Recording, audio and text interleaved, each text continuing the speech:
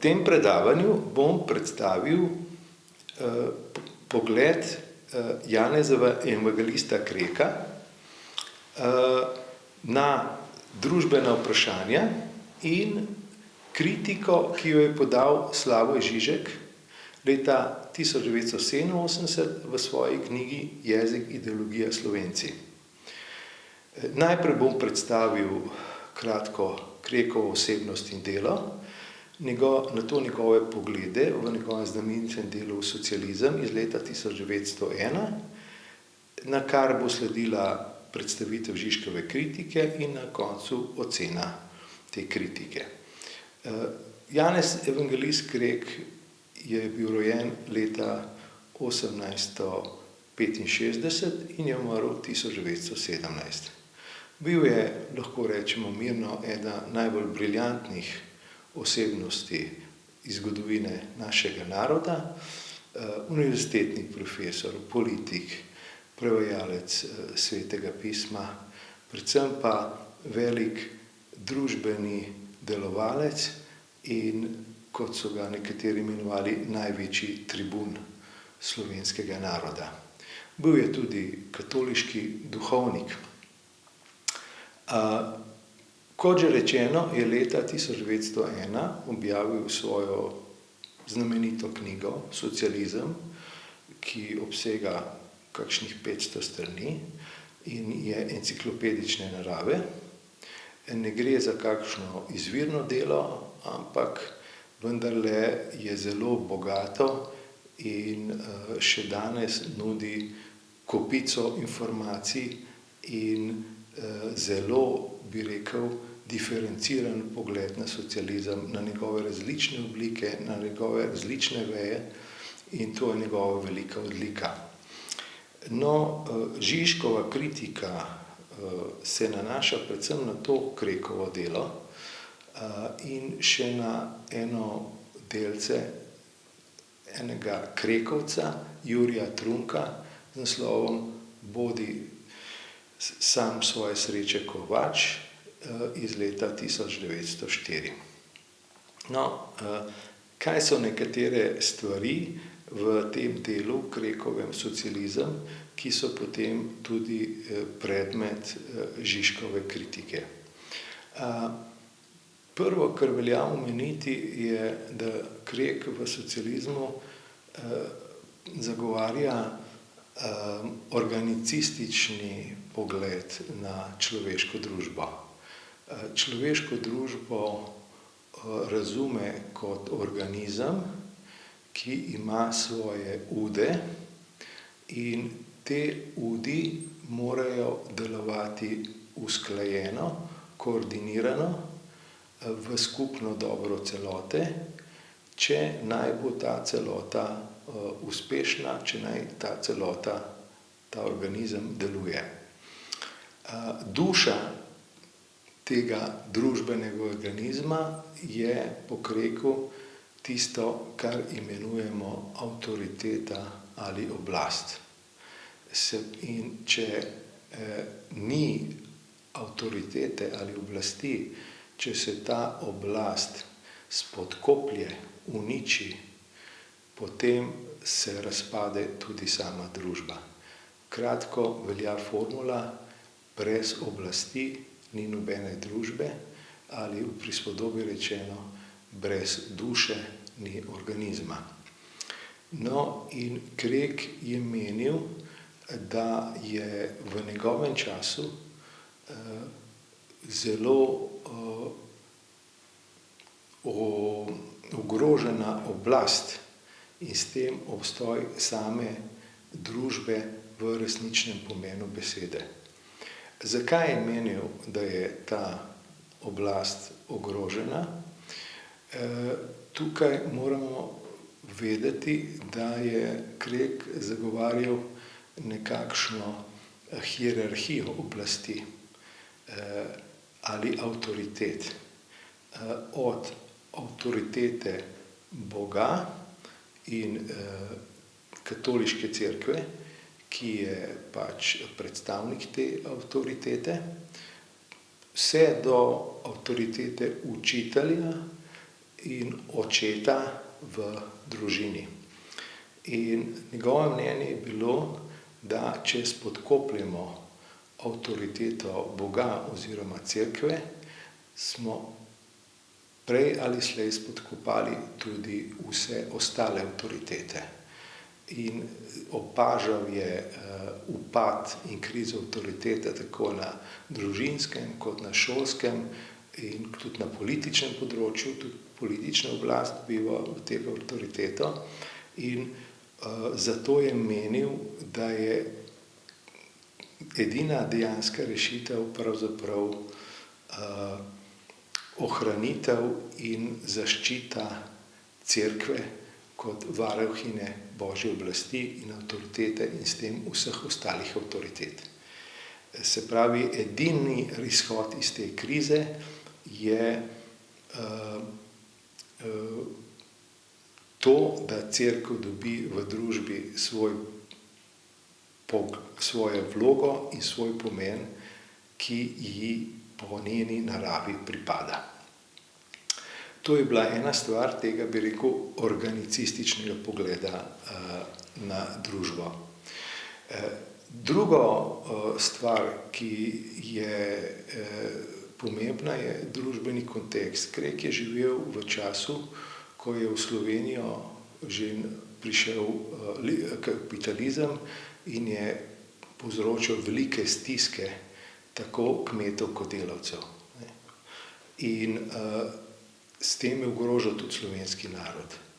In Krek se je zavedal, da je potrebno nekaj storiti in je osnovna ideja je bila, da se morajo delovni stanovi, kot se je takrat uporabljal ta izraz, organizirati, če se hočejo zaščititi.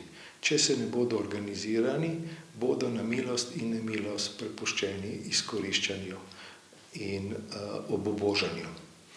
V tem pogledu je Krek videl rešitev v zadrugah in je bil eden tistih, ki so bili pionirji zadružništva na Slovenskem. Gotovo je med katoličani poskrbel za razmah zadružništva. Ne samo na Slovenskem, ampak tudi na Hrvaškem. Se pravi, osnovna ideja je bila, da se morajo delovni stanovi organizirati, da se bodo lahko zaščitili in preživeli.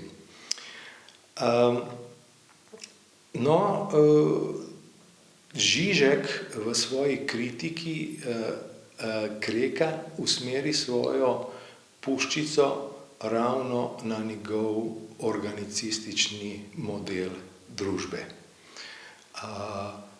ki je hkrati bil tudi oblika Krekovega krščanskega socializma, kajti moramo vedeti, da so si krščanski socialisti pač vzeli za svoje Krekovo dediščino in njegove ideje.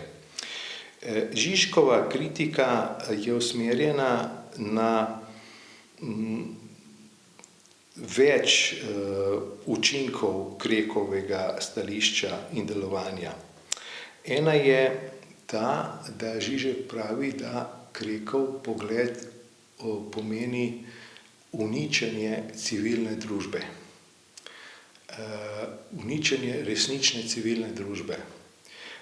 Druga kritika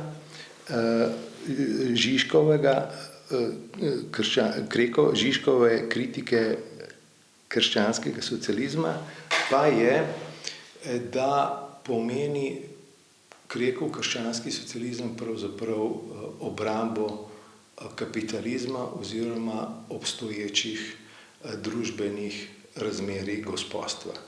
Se pravi, Žižek pravzaprav aplicira marksistično in deloma tudi liberalistično kritiko na Kreka. Zakaj trdi, da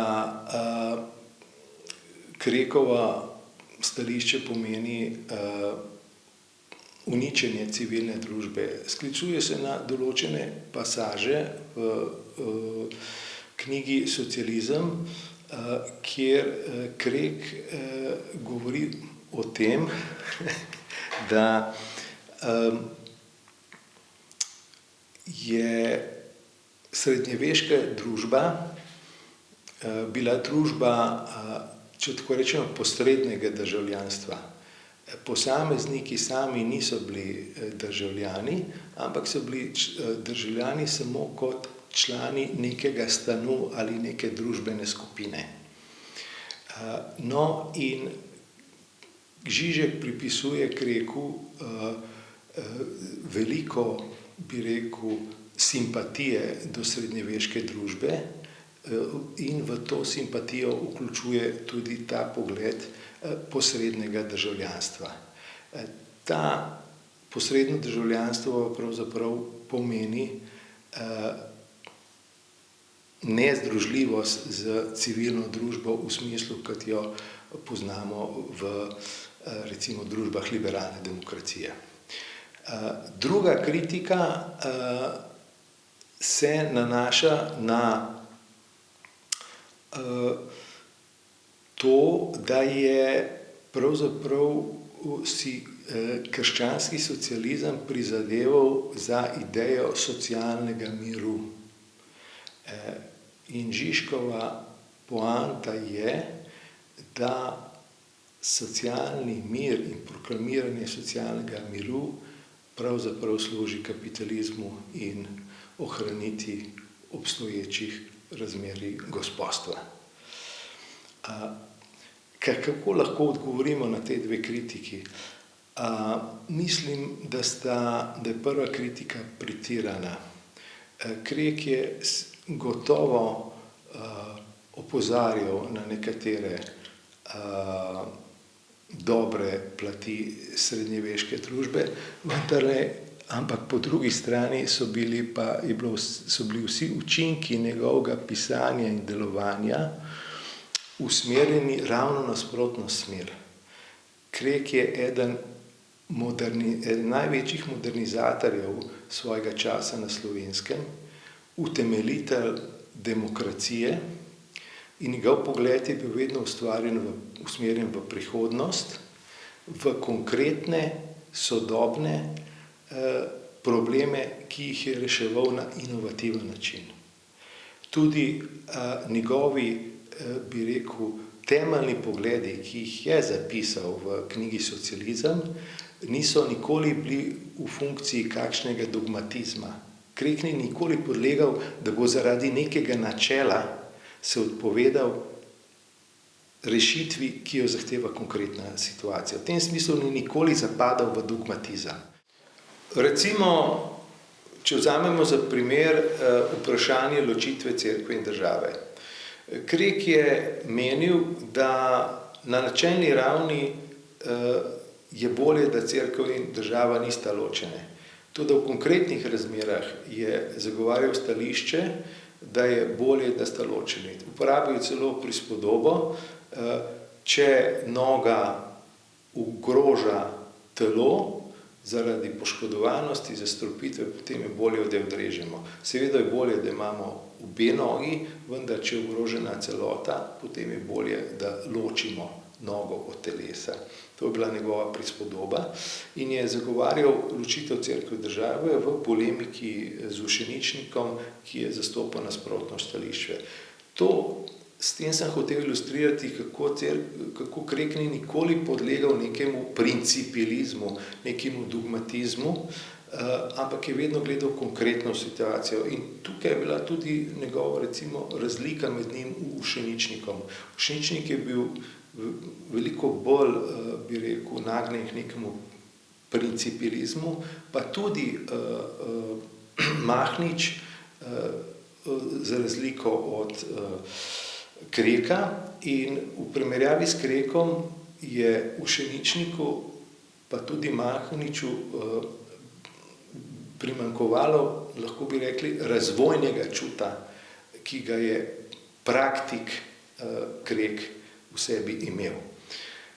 Seveda so bile pa tukaj tudi razlike med Ušeničnikom pa Mahničem, spet, katere se pa ne more spuščati. Vrnimo se nazaj k Kreku. Se pravi, Krek ni bil nikoli žrtvoval neke prakse, nekih konkretnih rešitev, ki so se imeli res dobre in inovativne za voljo nekakšnih principov. To me je bilo popolno tuje. V tem smislu je bil načelen, vendar pa tudi praktičen, da ne rečem pragmatičen. Tako da mi imamo te dve kritiki, ne? Kot sem rekel, Žižkove. Prva je kritika, da Krekovo stališče pomeni uničenje civilne družbe, kajti ljudje niso kot posamezniki neposredno državljani, ampak samo kot člani nekih družbenih skupin. To stališče, če vzamemo celoto, zelo težko pripišemo Kreku, ne. In druga kritika je pa, da je krščanski socializem pravzaprav v funkciji obrambe obstoječih razmerij in kapitalizma z svojo idejo nekega sodelovanja med različnimi razredi in svojo idejo oziroma cerkveno idejo socialnega miru. No, Žižek je imel še nekatere druge kritike Kreka. Ena je bila v tem smislu, da je Krek dejansko veliko storil za obrambo in ohranitev slovenskega človeka v tistih težkih razmerah. To Žižek jasno priznava. Vendar pa pravi, da je pa po drugi strani Krek in določeni katoliški krogi in krekovstvo to pozicijo izrabilo za to, da so pravzaprav lansirali idejo, da tisti, ki ni za Krekove ideje, hkrati tudi ni pravi Slovenec. Se pravi, so izrabili, res, da so naredili veliko dobrega, ampak so to izrabljali, ne. To Žižkovo opažanje gotovo ni brez osnove in lahko se strinjamo, da takšna enačenja narodne in politične ali kakšne druge družbene entitete predstavljajo nevaren družbeni potencial. Naslednja stvar, ki jo velja omeniti, je, da je situacija še bolj zapletena, kot se morda zdi že na tej točki, kajti moramo upoštevati tudi razvoj kapitalizma v različnih evropskih deželah in področjih. V času, ko je deloval Krek ob koncu 19. stoletja, v začetku 20. stoletja, so bile zahodnoevropske države že visoko kapitalistično razvite in so že, bi rekel, bile v višji stopnji ali kapitalizma, medtem ko je bila Slovenija, bi rekel, še vedno na stopnji nekakšnega manchesterskega kapitalizma, se pravi individualističnega liberalizma. Zahodna Evropa, severozahodna Evropa, razvite kapitalistične države so bili pa že na stopnji monopolnega kapitalizma. In v tem je tudi to je treba upoštevati pri Krekovi drži, ne. Kajti tudi, če sprejmemo te osnovne Žižkove postavke, in to samo on ugotavlja, lahko rečemo naslednje. Tudi, če bi bila Krekove ideje, ki jih je zagovarjal v severni in zahodni Evropi, takrat lahko že v službi monopolnega kapitalizma, ki je potreboval socialni mir, so pa v slovenskih razmerah manchesterskega kapitalizma te ideje vendarle bile protikapitalistične.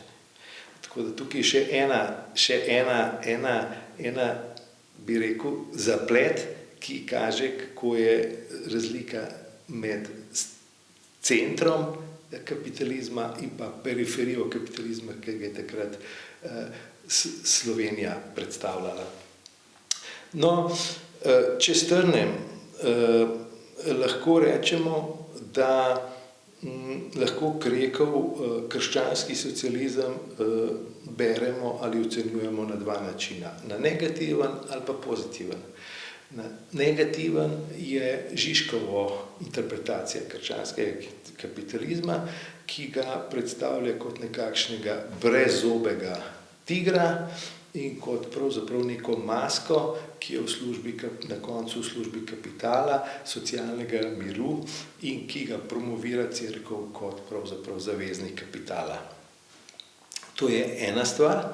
Drugo branje pa je, da beremo Krekov krščanski socializem kot neko zavedanje, da v družbi neizogibno obstajajo trenja, obstajajo nasprotja, vendar pa, da pot za njihovo reševanje ni brezkompromisen boj med določenimi družbenimi razredi in prizadevanje za prevlado tega ali onega razreda, ampak da je edina pot sodelovanja, pogovora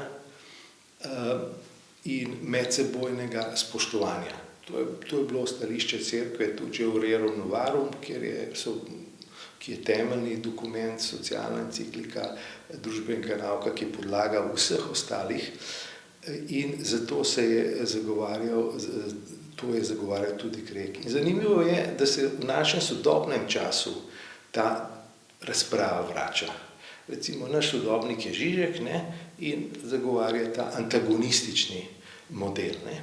Po drugi strani pa imamo na primer izredno vplivnega in sodobnega teoretika, nemškega sociologa Hartmuta Roso, ki je razvil tako imenovano teorijo resonance in v kateri si prizadeva za dialog in za resonanco med različnimi družbenimi subjekti in razredi, ki so po svoji naravi seveda v položaju tenzije in nasprotja in določenega boja, ampak vendarle mora med njimi potekati tudi določeno sodelovanje. Drugače ni mogoče ustvarjati družbi dialoga in skupnega dobrega, ki se lahko ustvarja samo v poti sodelovanja. In ko beremo recimo kritiko družbenih vidikov teorije rezonance Hartmuta Rose, se ponavljajo povsem isti marksistični argumenti, celo sklicevanje na Marksovo kritiko krščanskega socializma, ali kot ste ga imenovala z Engelsom, tudi fevdalni socializem. Tako da vidimo, da se tudi v današnjem času ta razprava znova vrača in kaže na to, da v teh osnovnih elementih naša družba niti ni toliko različna od tiste. In v tem je tudi lahko vidimo relevantnost Kreka in lahko predstavlja navdih za nas. Se pravi, sam mislim, da je pot do reševanja problemov ne v golem antagonizmu, ampak tudi po drugi strani v posredovanju, v pogovoru, v spoštovanju, kar pa ne izključuje po potrebi seveda tudi trših oblik prizadevanja za delavske pravice, kot so državljanska neposlušnost, kot so stavke in tako naprej. Samo vse v svojem času in ob vendarle težnji, da pride do dialoga, pogovora, sodelovanja. Tako da tukaj imamo še danes ta dva antagonistična pogleda, ki jih ravno dve slavni imeni, bi rekel, družboslovne humanistične sneve sedanjosti primerjata. Na eni strani Žižek, na drugi strani Rosa. Ob koncu bi rad omenil, da kljub temu, da je celostna ocena Kreka po mojem mnenju lahko upravičeno pozitivna, pa so seveda elementi v njegovem opusu, ki so nesprejemljivi. Ena stvar je pogled na žensko in na žensko vprašanje, ki ga zasledimo v knjigi Socializem. Drugo pa je Krekov antisemitizem, ki ni bil značilen samo za njega, ampak je bil širši pojav in ki ga lahko pripišemo tudi Mahniču, pa tudi Ušeničniku. Kar se tiče ženske in položaja ženske, je Krek izhajal iz že omenjene hierarhije oblasti ali avtoritete, se pravi, ki se širi navzgor od božje in cerkvene avtoritete, vse do avtoritete v politiki, v šolstvu in na koncu družini, kjer pač je moški glava družine. In pri Kreku najdemo tudi izjave v socializmu, da je najhujša beseda, ki izraža bedo in razkroj današnje situacije, ženska delavka. Se pravi, Krek je smatral, da je v socializmu zagovarjal stališče, da je zaposlena ženska pomeni dekadenco ali, kot se je izrazil, izrojenost. Tako stališče gotovo ni sprejemljivo in ga je upravičeno bilo deležno kritike.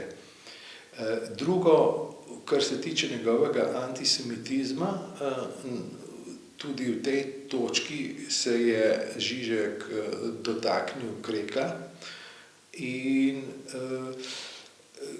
Krek je v socializmu zagovarjal stališče, ki je bilo takrat razširjeno med katoliškimi teoretiki, ki so pač v en koš metali protestante, Jude, prostozidarje in jih imenovali kot največje sovražnike družbe. No, Žižek tukaj uporabi pojem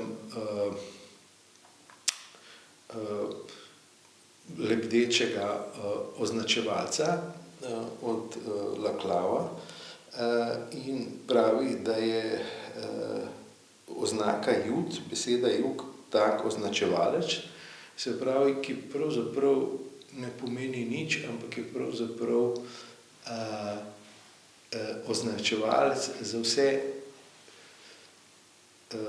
tiste, ki se jih ima za največje zlo družbe, protestante, prostozidarje, kapitaliste, komuniste in poveže ta heterogeni blok teh sovražnikov v celoto. Se pravi, na koncu so Judje po eni strani tako krivi za kapitalizem in so največji kapitalisti, po drugi strani so pa krivi tudi za socializem in za komunizem. Za vse so krivi Judje in Jud je tak prazni ali plavajoči označevalec.